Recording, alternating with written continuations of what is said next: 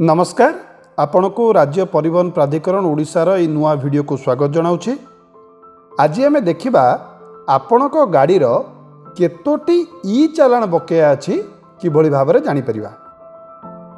यही वीडियो रे पर्यायक्रमे खूब सरल भाव में आम पूरा कथाटी बुझा।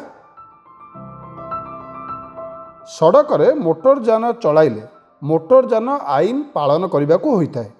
जदि आपण मोटरयान आईन उल्लंघन करती कार्यानुष्ठान स्वरूप आपण विरोध में ई चालान जारी करा जाए। सेही भली आपण जदि ई चालान पैठ न करती तेबे मोटरयान आईन संबंधी सेवारू वंचित होगा सह अन्यान्य कार्यानुष्ठान मध्य सम्मुखीन हेबे। तेणु जदि ई चालान बकेया रखिछंती निश्चित भाव में पैठ कर दियंतु।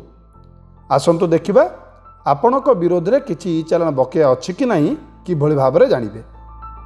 प्रथमे आपण ई चालान .परिवहन.gov.in रे क्लिक करंतु। एही भली एक स्क्रीन आसीजिवो। सेथिरे ऊपर देखंतु पे ऑनलाइन विकल्प रहिछि। एबे सेथिरे क्लिक करंतु। एहा परे चालान डिटेल्स रे तीनिटी विकल्प आसीबो। आपणक गाड़ीर पंजीकृत नंबर, चालान नंबर किंबा ड्राइविंग लाइसेंस नंबर सेथुरु गोटिए आपण भरंतु। नंबर और कैप्चा कोड भरिबा परे आपणक पंजीकृत मोबाइल नंबर को ओटीपी आसीबो।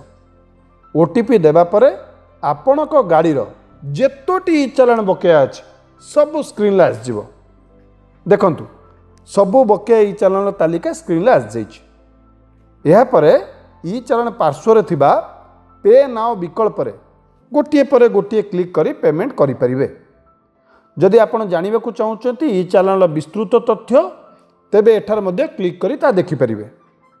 हाँ मन रखंतु आपणक गाड़ी और ड्राइविंग लाइसेंस रे मोबाइल नंबर अपडेट रहिबा निहाती दरकार। जदि नाही तुरंत करई नियंतु।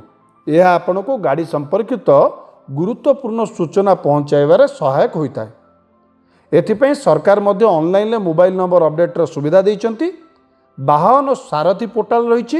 यार पूरा तथ्य स्क्रीन रे देउछि देखि नियंतु। एहा सह आपण चाहिले क्यूआर कोड रे मध्य स्कान करी सहजे पोर्टल को एक्सेस करि परिबे। एबे ओडिशा सरकार द्वारा ई चालान ले एक ओटीएस योजना चली। मोटरयान आईन रो 26 धारा उपरे बकेया ई चालान पैठरे सरकार रिहाती देउछंती। 31 जुलाई 2025 पर्यंत जारी होइतिबा चालान उपरे एक सीमित समय अवधि पई योजना लागू रहिछि। आपण ई चालान पैठ बेले देखिए जरिमाना राशि देखैबो।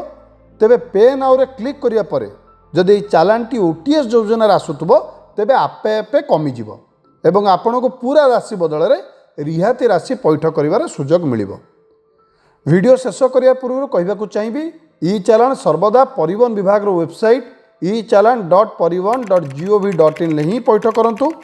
साइबर ठक माने विभिन्न उपाय रे भ्रमात्मक वार्ता पठाई ठकिबाकू उद्यम करथांती। आपण एथिप्रति संपूर्ण सतर्क रहिबा आवश्यक। एबे आपण बकेया ई चालान देखिबा और पैठ करिवार पूरा प्रक्रिया जानिगले। देखि नियंतु आपणक गाड़ीर कौनसी ई चालान बकेया नाही तो जदि अछि भविष्यत रे कार्यानुष्ठान सम्मुखीन न होबाकू आज ही पैठ करि दियंतु एवं वीडियोटी उपादेय लागितिले शेयर करी अन्य मानकु मध्ये जणातु। धन्यवाद।